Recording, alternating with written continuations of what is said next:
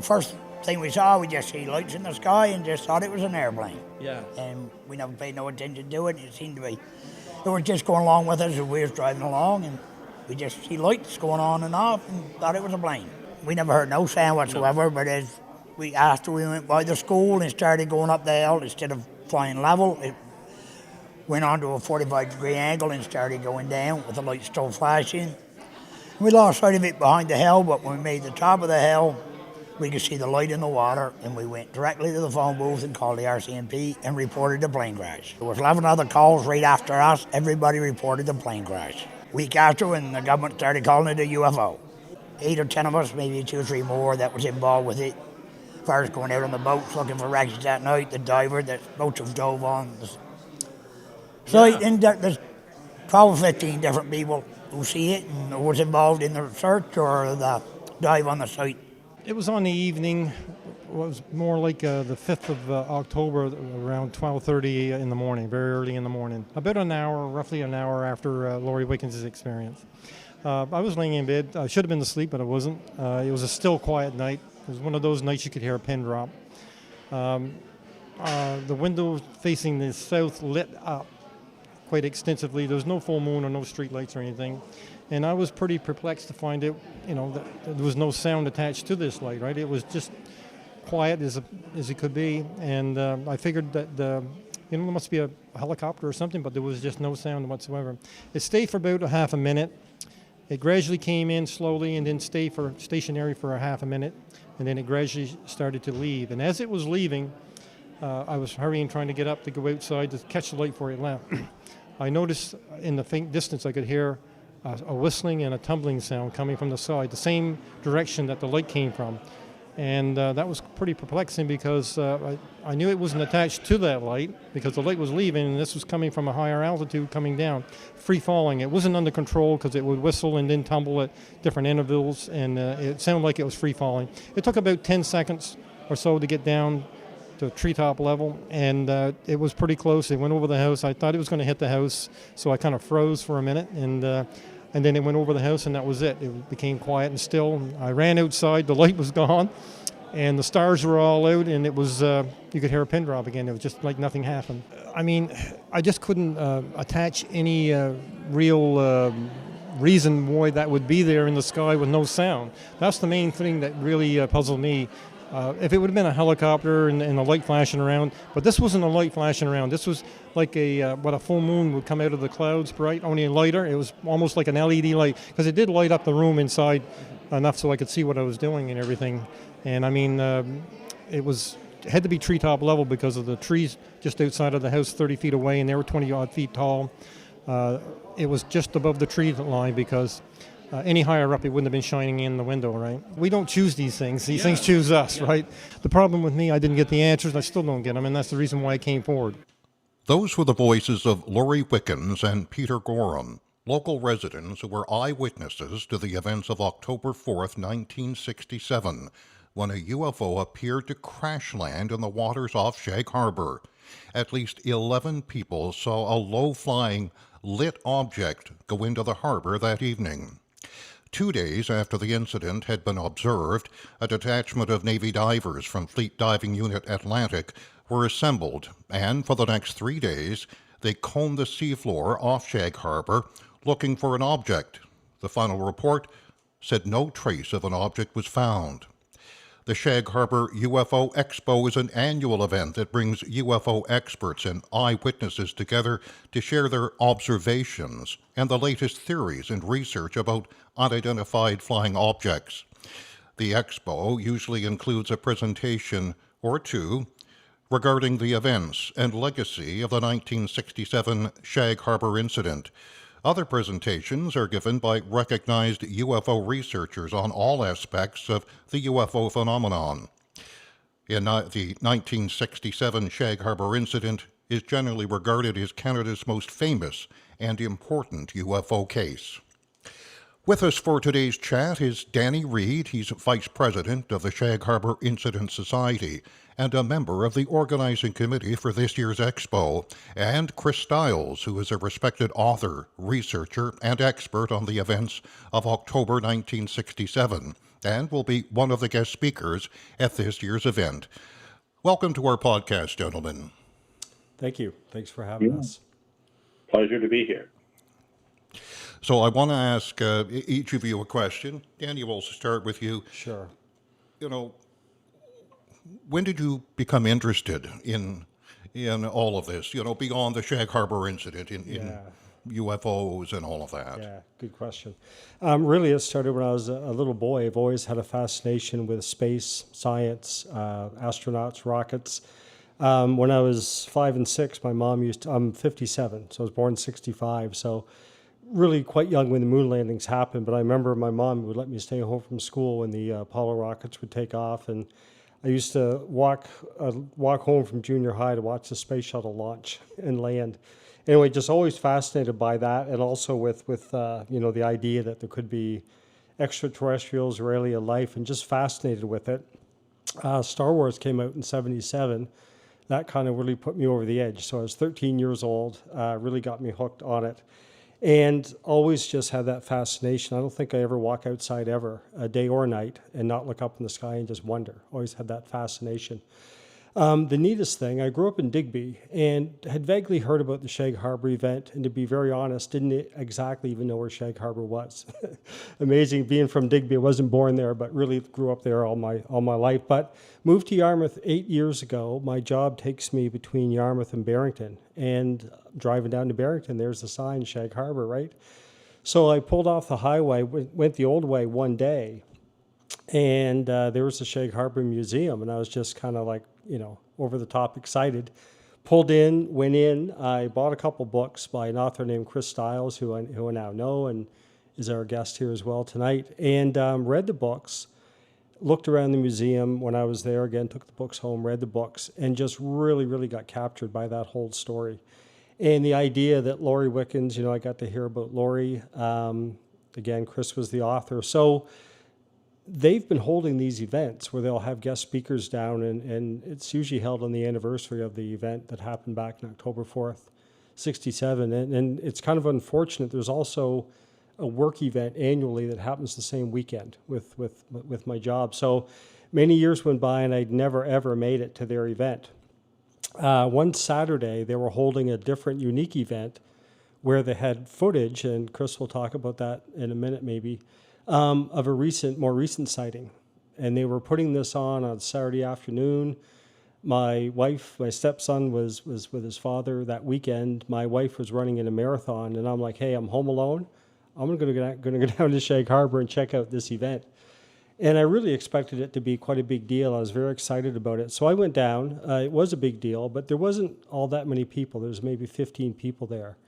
And there was Chris, there was Laurie, and to me, they're kind of celebrities. I'm like, my gosh, I'm able to sit beside these guys and talk to them and ask them about, what they know about UFOs and everything. So from that, Laurie said, would you like to join our society? And I think membership was $10. And I took $10, I set it on the table, said, man, I'm in. And it was just great hanging out with them and getting to talk to them. And that led to that fall, they had the Canadian Mint minted a commemorative coin of what happened in Shag Harbour, the incident.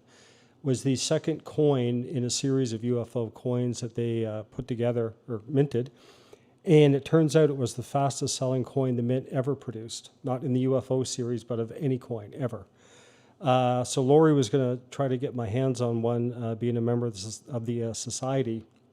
But the night the coin was unveiled, it was a Friday night, and I knew they had a few coins for sale at the museum. So I left work early, went home, ate quick, got my butt down there an hour early to get in line and buy a coin. And again, I'm thinking, they're already sold out online. It's going to be kind of a collector's item. I just wanted to have a piece of it, a piece of history. So I expected a huge crowd to be down there, and I pulled in the parking lot in the Woods Harbor Hall, and there was maybe 4 cars. So I'm like, why isn't this a bigger deal? And I guess just really nobody knew about it. So I went in, got my coin, and that evening, Chris was telling stories, same thing as they do at the annual event, and just recounting different folks he'd interviewed, talking about different orbs and things that they see around the Shag Harbour area. And I'm sitting there listening to it with goosebumps, just thinking this is absolutely the coolest thing. And why are there not more people here taking this in? So when I left, I was telling folks at work and different people I know about it. And they're like, gee, really unfortunate that I wasn't there. I wish that I had been there to take that in. What a great event it was. So that's really what got me involved with the Shag Harbour Incident Society. So again, always had an interest in it. And I just think that, we're such a small town. Nobody's really worked aggressively to promote this and turn it into an event that many more people would enjoy. That's number one thing. Number two thing, we could also raise money and help improve the museum and attract tourists to the area, etc. So that's the Danny long story answer, but that's kind of how it came to be and how I got to know Chris and Lori and came to be a member. And yeah. And Chris, when did you first become interested in UFOs, and sort of take us through that transition where you became such a renowned investigator and researcher? Well, there's quite a gap there between those two things. I became interested, like Danny, as a young boy, really. And even before the Shag Harbour incident in '67, I was 12 when that happened.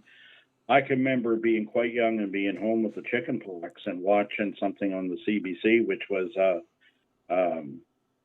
it was actually a motion picture, a kind of docudrama that was made in the '50s called Unidentified Flying Objects, the Motion Picture. And I was kind of a captive audience sitting there on the couch covered in calamine lotion. And I watched that, and that was the first thing to really fire it up to me. I had a general interest in that or anything sciencey or astronomy or whatever. But when I saw that, and it's a piece to this day that I still recommend people that have been in the field to go back and watch. It was quite well done, and it impressed me. And I could sense even as a boy the seriousness of it, and it impressed me. And of course, a couple of years later, you have the Shag Harbour incident happen. I witnessed the UFO that night in Dartmouth at the young age of 12. My grandfather was one of the many non-reporting witnesses that was in the area. And at the time of the incident in Shag Harbour, he was on vacation from his job at the Dartmouth Marine Slips there. So what launched me into being an investigator was the fact that back in 1992, I saw a rebroadcast of Unsolved Mysteries.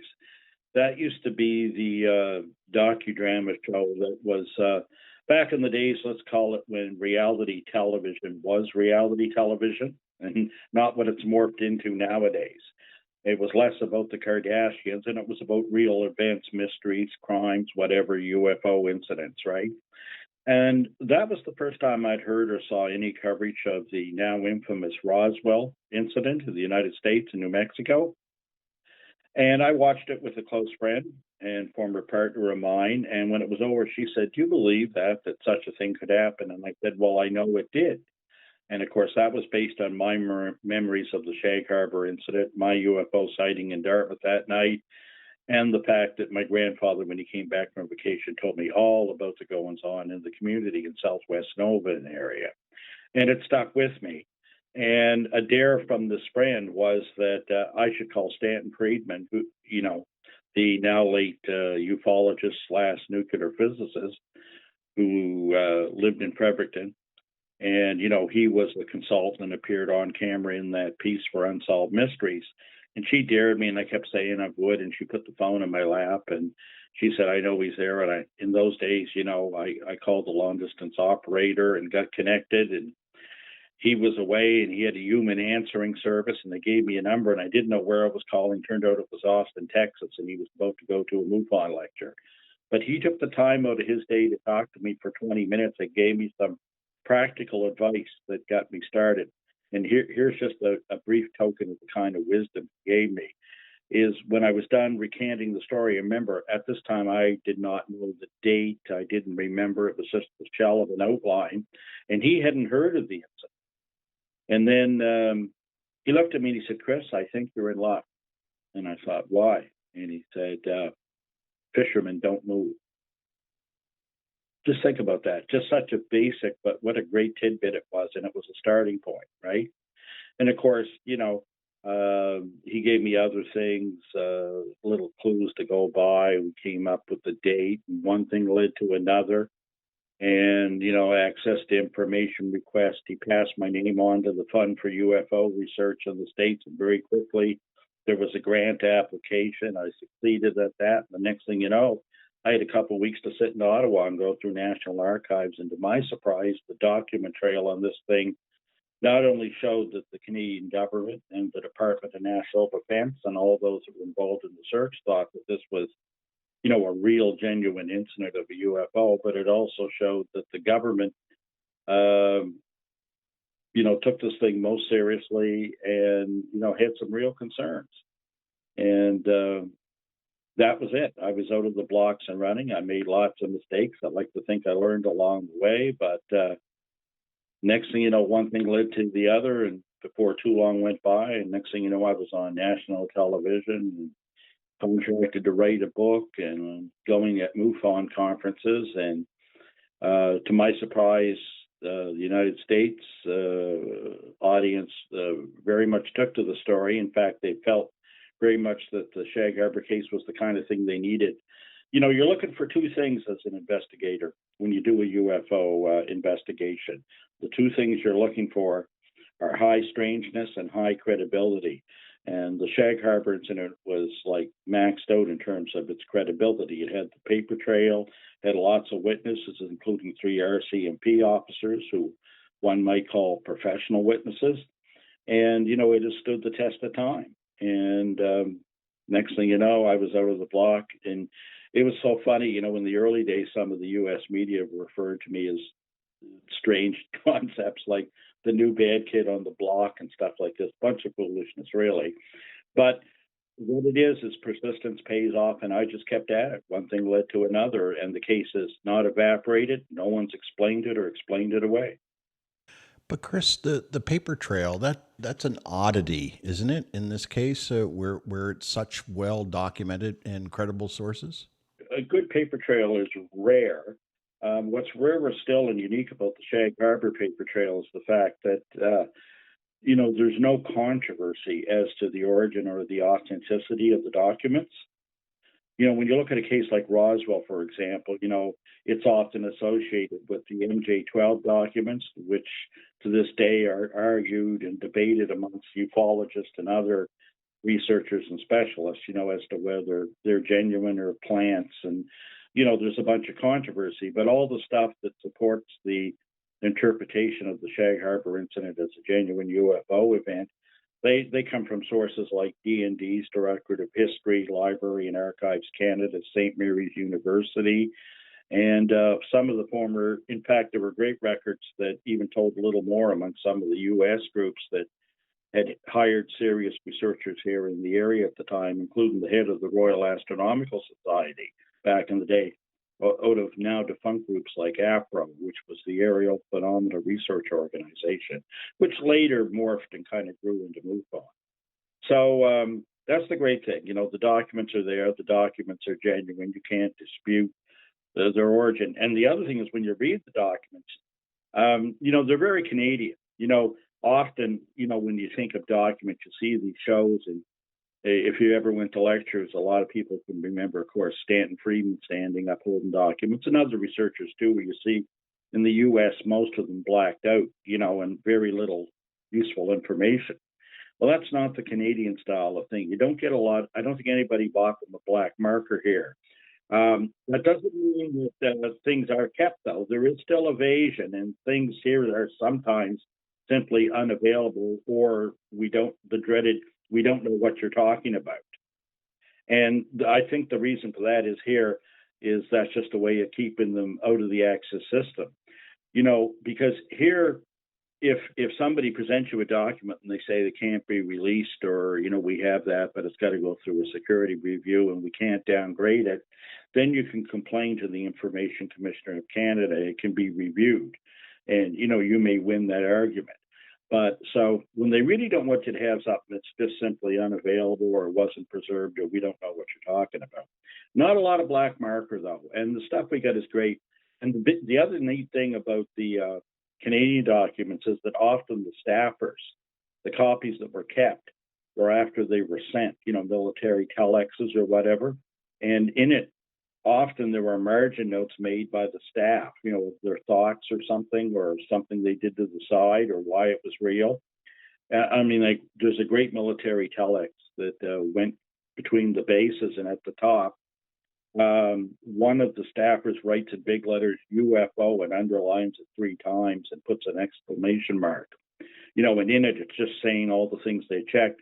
And that's because he'd had a call on the phone, and, the additional information that was coming from NORAD and others was making it clear that there was no late or missing aircraft, and this was something quite unusual. So that's sort of the Canadian thing. It's a little different here. Not totally unique. There are other countries that are quite open too, France, Belgium, Chile. We hear so much about the U.S., but down there, one hand often knows not what the other's doing. And of course that happens here too, but we tend to be a little more open. Do you think Hollywood itself has done a disservice to credible investigative work by, marginalizing or just making stuff up as they went along in order to, field a good show like the X-Files and some of the other stuff?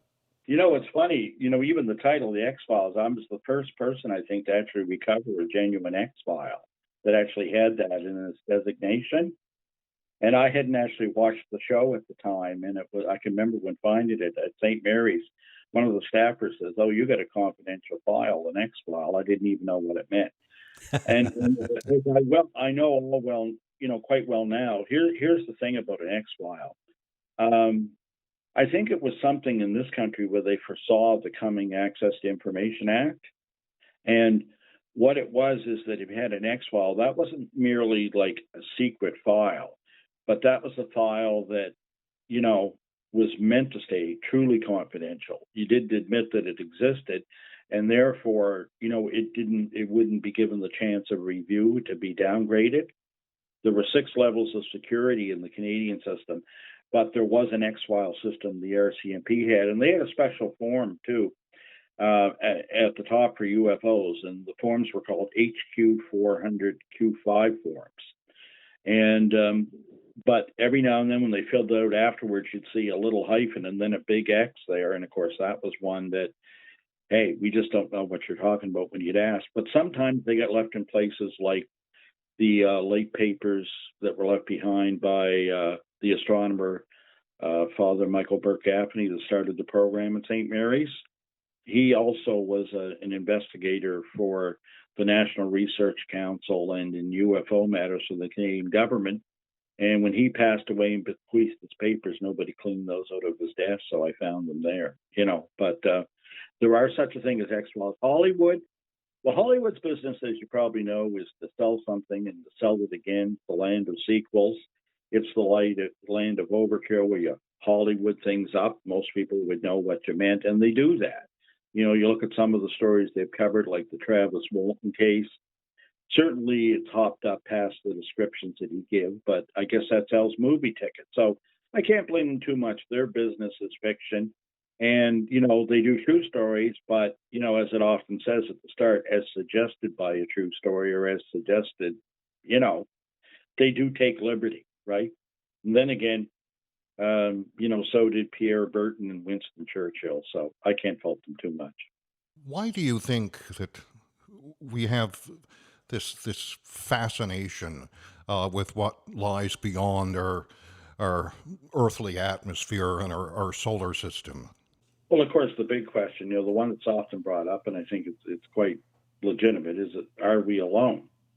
Because, when you think about it, here's how I see it. There's 2 possible answers to that question. Either we are or we aren't. And both of them are pretty daunting when you think about it. To think that we might be the only intelligent system, which, obviously, like many, I don't side with that. But that's a pretty daunting, kind of dark, disappointing thing in a way. The other answer, though, is where is everybody? If we're not alone, what does that mean? Where are we in the pecking order of things? One of the things that I've considered is, you come in, most people, that don't research these things take that kind of very simplistic view. And of course, it's thoroughly legitimate. I think before civilization, man probably sat in the mouth of their caves by the fire and looked up at the starry sky and wondered the same thing. And we're still wondering it now. And, the thing is, there are other options too. We may not be alone, but, these things could be extraterrestrial. They could be extra dimensional, extra temporal. And there are new theories that are coming back again that had fallen out, like perhaps there's a hidden biosphere here on the Earth that we can't normally see or interact with. All kinds of nifty ideas. But once we find with certainty the answer of life elsewhere, particularly intelligent life, then, as Carl Sagan used to say, everything will change. It just won't change enough or that much as far as I'm concerned. But, it does define who we are. It gives a sense of self, and we're all looking for that. We're the lonely humans. So let's shift gears for a second, Danny, and just look at your expo that's coming up. Dates are October 1 and 2 in 2022 and at the Rod Grand. So maybe you can speak a little bit about what you got on the docket for that and some of the speakers. This is our third go at putting it together. We had to bail the last 2 years because of COVID and travel restrictions and so on. So the speakers we had lined up graciously all agreed to appear still for us and come here and present. So the date of the Shag Harbour incident was October 4th, 1967. And every time they hold an event, it's usually around that time of year. So that's why it's October 1st and 2nd, Saturday and Sunday. My vision, again, is to grow it into something. I always hate to compare it to the Wharf Rat Rally, but that's certainly a very successful event. Attracts a lot of people. A lot of people have a lot of fun. And I think as far as UFOs go and the intrigue and the interest and the curiosity around it, I think there's absolutely as many people fascinated with this kind of thing as are with people around motorcycles. So it's going to be over a weekend to start. Roswell, they draw between 10 and 14,000 people for their annual event, which is over 4 days. So we have to start small, but we're starting with a 2-day event. Saturday is a lineup of world-renowned UFO-ologist speakers. The highest profile one is Nick Pope, and it's kind of neat when you asked Chris about the question about the movies and this and that. Nick Pope is often referred to as the world's Mulder, the guy from the X-Files. In real life, that's who people see him as, because that's been his job. He researches those things, and he's done it for the British government. So he's kind of our high-profile speaker. We have Chris, of course, which, as you're hearing, is a fantastic speaker and storyteller. So we've got those folks lined up. Again, I think it's going to be neat in the sense that it's a fairly intimate setting. There's 400 seats. It's not going to be at a huge center. We're going to have the guest speakers present through the day up till about 5 o'clock. We're going to break for supper. We're going to have a lunch break during that. But in the evening, we're going to have a Q&A session with those speakers. And I'm a bit of a golf fan as well. So this is like me getting to go to an event and sit there and talk to Tiger. How do you get this shot out of a sand bunker or whatever? If I can use a golf comparison or not really an analogy. But so the chance to actually sit there and meet these 6 folks, along with a couple witnesses who were there that night in Shag Harbour. So it's going to be all about the Shag Harbour event, but also much beyond that. And there's going to be a Q&A session that evening, and then a nice trivia contest. And then Sunday's event, if you buy a whole weekend pass, we've rented a couple chartered buses, and we're going to bus folks down to the actual crash site. We're going to have witnesses on the bus. We're going to have Chris kind of narrating, explaining the event of that evening, and then take people right out on the beach. This is where it happened. This is what we saw, right? And, this is back in 67. So I don't know, 10, 20 years from now, those witnesses won't be around. Of course, that's kind of, I guess, just life. But, it's a chance right now for people like myself who have an interest in it to buy a ticket, come to our event, go down to the actual crash site, talk to the actual witnesses. You certainly can't do that in Roswell. And then we're also going to take them to a beach where there was a recent orb sighting, and that's on video. That was what Chris was showing. Yeah, September 2018. Yeah, 2018. So that's what they were showing that Saturday when I went to the museum. And they got it on video. And it was there for, I think, what, Chris, an hour and 40 minutes? You folks watched Yeah, it? an hour and 20 minutes off and on. I can remember the 50th anniversary event, which they had in the Woods Harbor Fire Hall. They had over 200 people there and a tent city around the place because it had got sufficient media coverage, right? But one of the great things about the expo coming up, Danny, like you say, I don't think there's any other symposium you could go to where you're going to meet many of the actual eyewitnesses to the events discussed, the experts on it, and then to put you on a bus and actually take you to the different sites. This is probably the only one in the world where you're going to be able to do that. So it is a unique thing. It's not just, trying to put an extra little sparkle on it here and do it up. I don't think there's anywhere else you'd have such an opportunity. Well, one of the things that I see from the outside looking in is that you're basically marketing and selling an experience, not just an event. It's not like Comic-Con where you show up and they do a panel and they run off, right? I mean, you're really immersing yourself into an experience for the weekend, and that's worth it. I missed the anniversary event. Again, I regret not being able to go to that. That was a huge success. Myself, I paid to go, and I'm sitting there with goosebumps and all these stories when I go home, just bubbling with energy. And like, that was just the greatest experience, hearing that firsthand from these folks. And that's what we're trying to share with anyone who wants to attend. I was there for the 50th, and we did a few interviews, and actually the interviews at the top of the show were from that event, and it was great. The energy in the room was really, really good. People were attentive and listening to the presentations and stuff. And I think that, again, you mentioned, time's a ticking clock, right? Mm-hmm. So, I mean, some of these, to be able to talk to some of the eyewitnesses and get those firsthand stories is really cool. Very cool.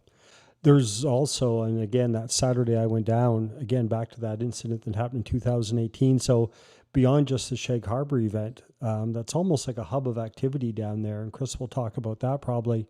But there's a lot of different sightings. There's folks down there you can talk to. They've seen orbs. They've seen different things. It's almost accepted way of life. And again, for me, just always having a fascination. When I sat there that Saturday afternoon, I think I paid $10 to go to that, for a couple hours. I just couldn't get enough of it. And I thought, man, like, what a neat thing. And again, Roswell, our Shag Harbour event is the only government documented UFO crash in the world. And we've got the, like Chris said, we have the credible eyewitnesses. And it's documented. Now, what it is, who knows? And Chris will also say, we may be talking about that, but he'll say the more he researches this, he refers to it as the gift that just keeps on giving. There is more and more that keeps being discovered about it. And the mystery has just yet to be solved. And who doesn't love a mystery, right? It's just really, really neat. So here, I was just going to say, Chris, here we are 50 years later plus. What's left? Like, what are you missing in the pieces of the puzzle other than, a tangible craft? Well, what we're missing, I think, may be revealed this fall, seriously. Because one of the mysteries is, since I first began investigating this, there's always been a part of the Shag Harbour incident that has not been documented, that's been connected to the story, that's known as the Shelburne story. I've written papers on it for MUFON, and it's the one part that's sort of been controversial. And I'm currently working on a manuscript, and the whole true explanation of that has finally been revealed. And by this fall, by the conference, I'm going to be ready to go public with that for the first time.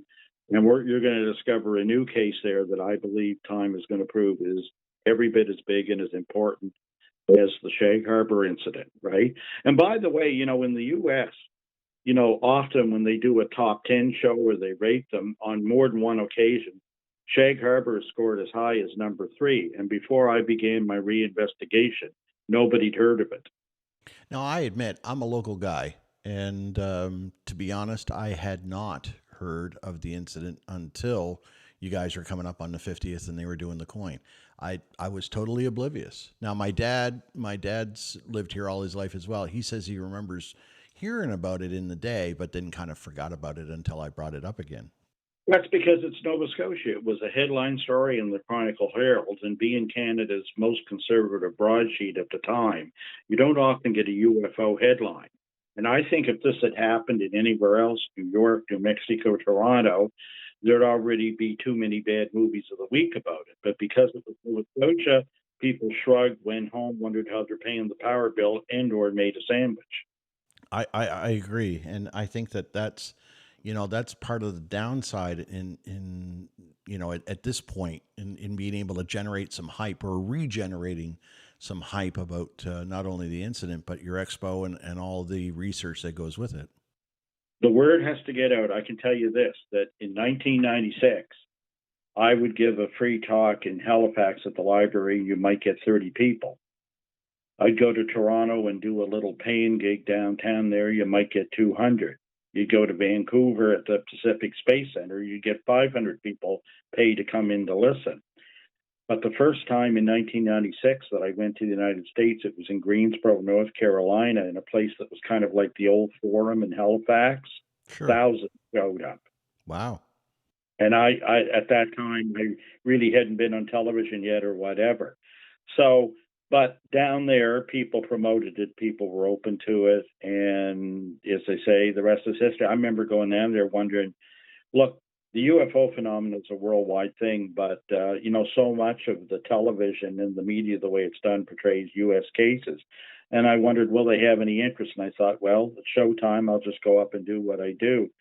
And the next thing you know, it was the buzz, and I was being invited to MUFON conferences, to be interviewed by Japanese magazines and whatever. And you come home to Canada, and there was little to no interest.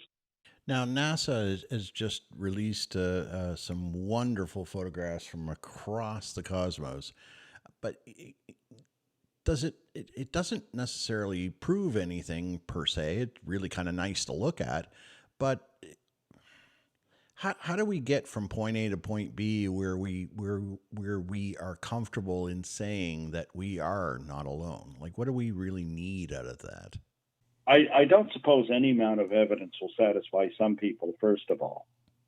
I mean, some people are quite satisfied and have always thought this is the case. Some people have been swayed lately by the videos and the admissions of the Pentagon of the Tic Tac sightings, and I think more importantly, the earlier Kerry sightings, the orb sightings in the Atlantic, off those carrier groups. For some people, that's sufficient evidence. But at what point does evidence constitute proof? What are you looking for? Do they want the door off the thing and hold it in their hand? And then some people say, well, what does that prove? Unfortunately, our thought process is often kind of guided by, I think, 50 science fiction, and anything short of the mothership landing on the White House lawn is not going to suffice. But, we need to figure what it is. And like one of the things, believe it or not, that this Webb telescope may do, at first they're just showing pretty pictures and kind of showing off the capabilities and kind of giving that telescope a shakedown. But one of the things that might be in the capability of that to give us an answer is they may be able to look at light shining through the atmospheres of planets that surround nearby star systems, like Proxima Centauri or Epsilon Eridani, one of these ones that are Tau Ceti, these nearby systems. And if in the atmosphere they can reveal, just think about this, the signatures of pollution, industrial pollution, what would that tell us? It would tell us something.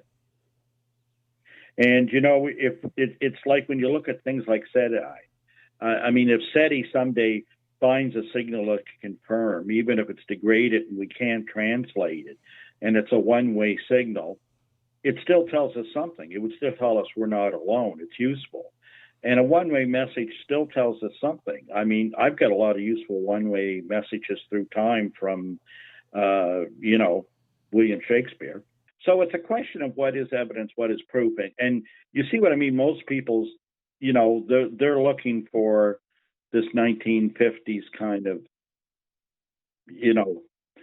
worldview, and I don't think it'll be that clear. We may have already seen the signs and seen the evidence and not recognized it for what it is. And of course, many in my field here are I'm a little more critical of it than that, but many of them think that is just the case. But, you go to a biologist now and they're still struggling to define life and when thing is something alive and isn't, and what the borders of that are. So, that's the tough thing in science. You look at something like Buddhism, the belief and the rules and its teachings never change. You look at science and the truth changes all the time. And the most interesting thing you want to hear in science is not eureka, the discovery, the breakthrough. The most interesting thing you want to hear at that moment of breakthrough is when the scientist looks at his data and goes, "That's funny." That, or some sort of an oh shit moment, right? Yeah. Well, I mean, when I look at how much, the basic sciences have changed since I was in high school half a century ago, it's incredible. Our understanding changes all the time, and that's how it'll be. But I mean, at some point, our influence will intersect another technologically advanced civilization. There's a bubble now that's about perhaps 100 light years across of our electromagnetic signature moving out from this planet, from this star system. Not just radio and television, but powerful military radar. And that signals a dead giveaway to whoever it intersects that, hey, we are here. And even that's a useful message. I mean, I think, isn't that why the Inuit build an Inukshuk? The people will know we are here, as it says in that great little film vignette. I would find that satisfying to find something, even if I couldn't communicate. It'd be nice to know before our stint here is all over that, yes, we were right. We are not alone, right? But for many, they accept that as an answer. I mean, like I say, in the end, it'll come down to semantics and definitions. But you know what I've learned to do? It used to drive me crazy because you want to see it happen. You want to see it happen in your lifetime. But you know what? I've learned to embrace the uncertainty. I've learned to enjoy that mystery of it, and in a way, in the not knowing of the questions and the new wrinkles that appear along the way. And I think that's how you got to live your life. You think about those people in Europe 500 years ago that built the great cathedrals like, in France and that, and across the continent, right?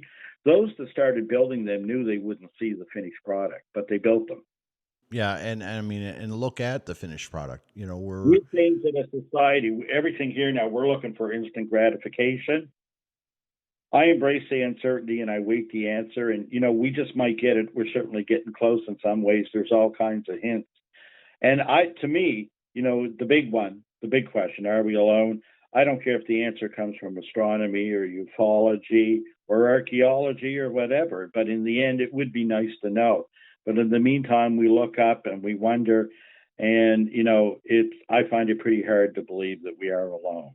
Chris, curious about something. When you're attending these expos and symposiums and you're having conversations with your fellow investigators and researchers, does the conversation ever turn to, the relation between UFOs and possible alien visitors and ancient society? I'm thinking of the pyramids and Easter Island and all of that.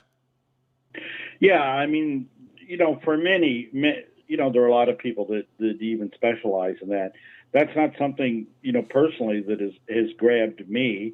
And part of that, I think, is I sometimes think that we don't tend to give ourselves a lot of credit. I don't see a lot of these ancient structures or beliefs as indications of early extraterrestrial contact, but it is certainly possible.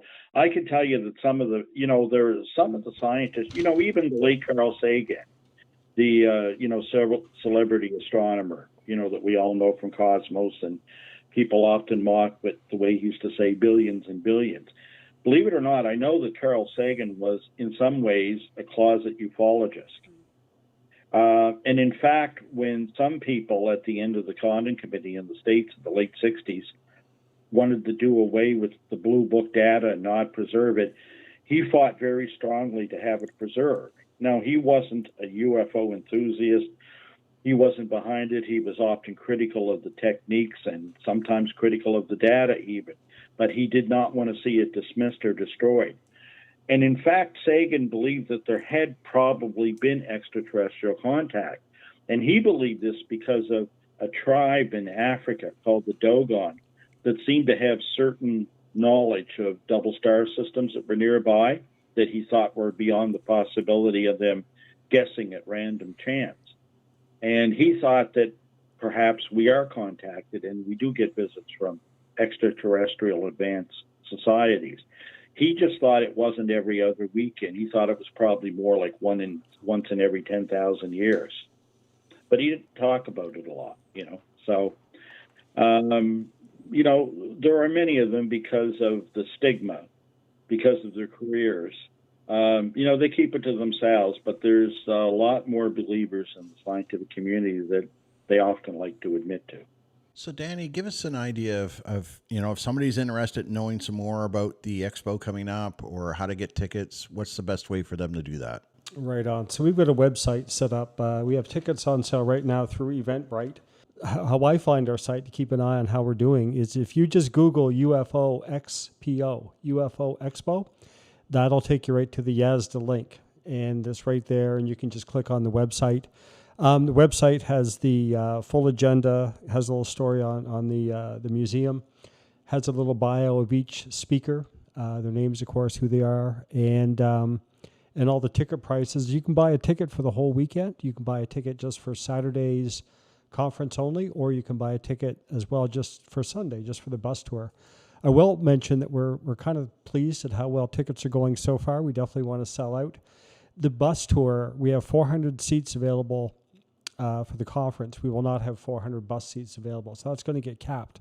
So anybody that wants a full weekend package, not just making a sales pitch here, but really jump on it, you won't be disappointed whatsoever. We're going to have a couple local breweries as well coming out with a commemorative beer on the expo, which is going to be really cool. I know just from listening to Chris, there are some new discoveries in the whole Shag Harbour event above and beyond what the other speakers are going to bring to the expo. But Chris is going to share some new things that have come to light that I think will just blow people's minds. And whether you're a believer or not, if you're like me, you're just absolutely curious and fascinated, it's going to be a really good event. Well, that's great. If anybody needs any additional information, we'll have it up on the screen as well, just to make sure. And that's going to be fantastic. Chris, Danny, thank you so much for your time. It's been fascinating, and all the best on that big expo coming up October 1st, 2nd. That's a Saturday and Sunday at the Broad Grand Hotel. I'm Gary Nickerson. And I'm Quinn Taggart. And this has been Outside My Window.